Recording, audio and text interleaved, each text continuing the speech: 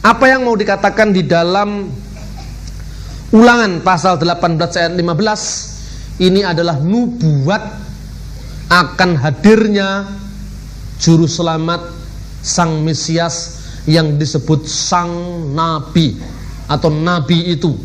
Sehingga seringkali dalam perjumpaan Yesus dengan orang-orang Yahudi, dia sering ditanya, adakah engkau nabi yang akan datang itu? Apakah engkau adalah nabi itu? Bahasa Ibrani. Ataukah kami harus menunggu yang lain? Yohanes pernah bertanya kepada murid Yesus, tanyakanlah kepadanya, apakah dia nabi itu? Atau kami harus menunggu yang lain? Jadi di dalam pengharapan orang Yahudi, Mesias yang akan datang itu akan disebut Musa baru, Musa yang kedua setelah Musa yang pertama. Karena dalam bagian ayat ini dikatakan, seorang nabi di tengah-tengahmu dari antara saudaramu yang seperti engkau. Seperti engkau di sini adalah seperti Musa.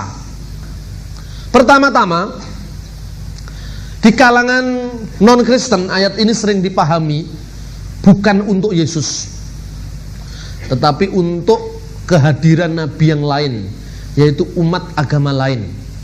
Dalam hal ini adalah Islam. Katanya beberapa tafsiran Muslim itu adalah untuk Nabi Muhammad. Tanpa mengurangi penghormatan saya terhadap sohib-sohib Muslim saya, sahabat-sahabat Islam saya katakan ayat ini tidak ada hubungannya dengan Muhammad. Ayat ini justru menunjuk kehadiran Yesus Kristus sendiri. Seorang nabi di tengah-tengahmu, di antara saudaramu. Artinya seorang nabi di tengah-tengahmu siapa? Di tengah-tengah Bani Israel. Di tengah-tengah Bani Israel berarti bukan di luar Bani Israel. Makanya dikatakan di dalam bahasa asli, ayat ini aslinya berbunyi dalam bahasa Ibrani, Nebi Achim Lachem Mikereb Achikem. Nebi Achim Lachem, seorang nabi di tengah-tengahmu, Mikereb Achikem, di antara di antara Achihem, di antara saudara-saudara kalian semua. Jadi konteksnya adalah Nebi Achim Lachem, seorang nabi di tengah-tengah Bani Israel, di antara saudara-saudaramu, Mikereb Achikem. Saudara-saudaramu itu siapa? Harus dikembalikan pada ayat 8, ayat 1 pasal yang sama. Imam-imam orang Lewi, seluruh suku Lewi. Kalau gitu, ini ditujukan di tengah-tengah Bani Israel, di antara saudara-saudara Lewi. Nah, Israel itu jumlahnya 12. Ada Isakar, ada Naftali, ada Zebulon, ada Yehuda, ada Lewi.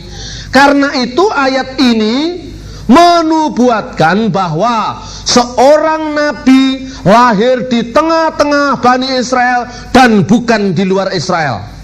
Karena itu ada tafsir yang mengatakan nabi ini saudaranya Israel berarti Ismail, saudaranya Israel berarti Ismail, dan Ismail itu kakek moyangnya bangsa Arab.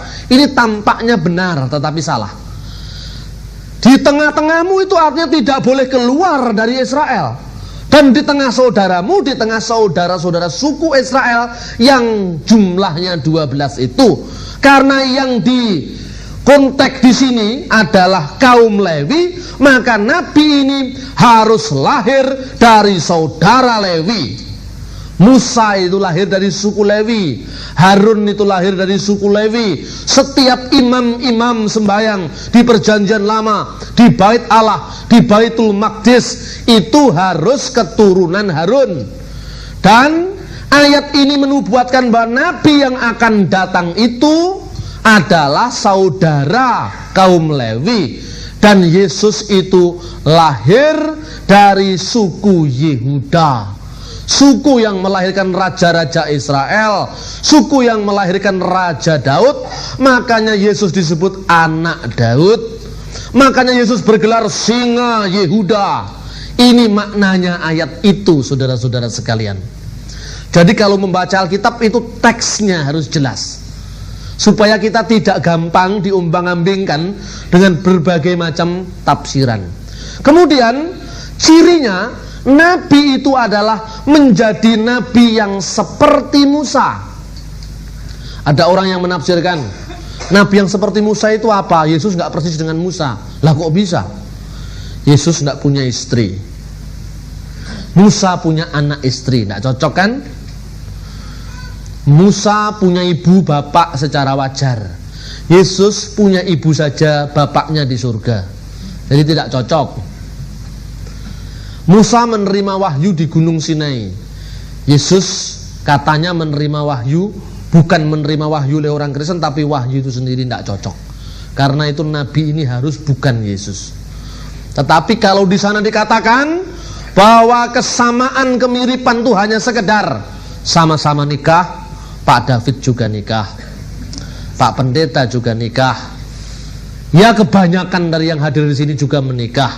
Berarti bukan kesamaan khusus, itu kesamaan umum.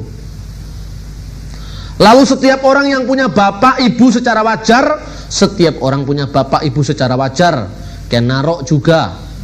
Jadi semua juga wajar. Jadi ini bukan kesamaan khusus.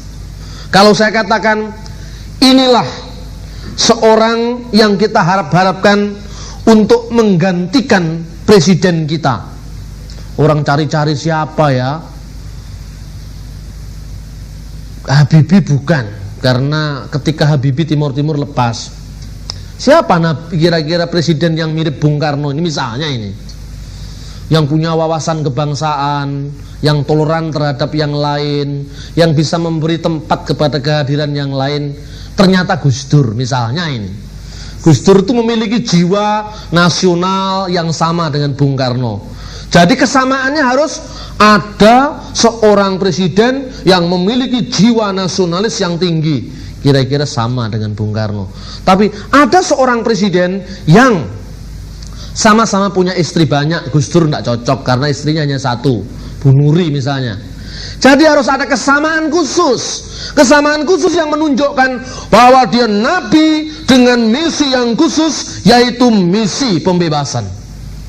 Dengan nabi misi yang khusus, yaitu misi eksodus, misi pelepasan, misi keluaran. Siapakah nabi yang memiliki misi pengeluaran, misi keluaran, misi eksodus?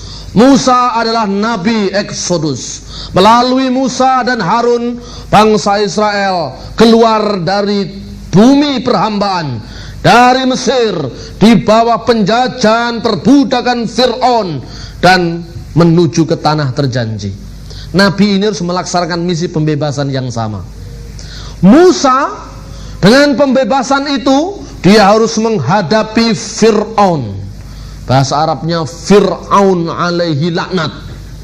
Kalau nabi-nabi itu ya Isa alaihi salam, Adam alaihi salam, salam kepadanya, sejahtera kepadanya. Kalau Fir'aun alaihi laknat, iblis mbahnya alaihi laknat. Itu kira-kira. Lah, Fir'aun ini menjajah orang Israel. Tegar tengkuk, dia keras, kafir. Maka Tuhan memberikan peringatan, yaitu 10 bala. Bala itu azab. Dan yang paling akhir adalah anak-anak sulung mati. Tuhan mengancam luar biasa dengan azabnya itu. Akhirnya apa? Tuhan memberikan tanda kepada orang Israel. Apabila engkau menyembelih domba, kurban, darahnya itu dicipratkan di pintu-pintu rumah orang Israel. Pada waktu malam hari, malaikatul maut melewati rumah-rumah itu. Malaikat maut melewati pintu-pintu rumah itu. Begitu dia lihat materai darah domba, maka malaikat ini melewati rumah Israel itu, melewati, bahasa Ibraninya Pesah. Dari kata Pesah itu menjadi Passover, Paskah. Itulah Paskah Yahudi. Nah, Musa yang kedua, Musa yang terakhir setelah Musa yang pertama, itu juga mengenal Paskah. Paskahnya bukan lagi dilewatinya orang-orang Israel dari kematian, tetapi dilewatinya seluruh anak-anak Adam, seluruh umat manusia dari kematian kekal. Barang siapa percaya Yesus, dia telah pesah dari kematian, dia telah melewati dari kebinasaan, dia telah melewati kematian kekal. Sehingga dikatakan dalam kitab suci, karena begitu besar kasih Allah akan isi dunia ini, sehingga telah diberikan anaknya yang tunggal, supaya barang siapa yang percaya kepadanya tidak binasa, dilewati oleh kematian, pesah dari kematian, melainkan beroleh hidup yang kekal. Li'annahu hakad akaballahu al'alam hatta batal ibnahul wahid likai la yuhlika kullu man yu'minu bihi bal takunu lahu hayatul abadiyah. Koyo Al-Quran bukan. Yohanes 3 ayat 16 tadi. Saudara-saudara yang terkasih dalam Tuhan, maka Paskah yang kedua itu adalah benar-benar pembebasan umat Israel. Bukan hanya Israel, tapi umat manusia dari perbudakan dosa. Iblisnya bukan lagi iblis lokal di Mesir yang namanya Fir'aun, tapi iblis yang benar-benar, yaitu Lucifer alaihi laknat. Jadi penjajahnya itu bukan lagi Fir'aun, penjajahnya, pembudaknya itu adalah iblis sendiri, yaitu bapa segala orang yang berbohong. Nah saudara-saudara, itu yang dimaksud dengan firman Tuhan tadi mengenai seorang nabi di tengah-tengahmu dari antara segala saudaramu.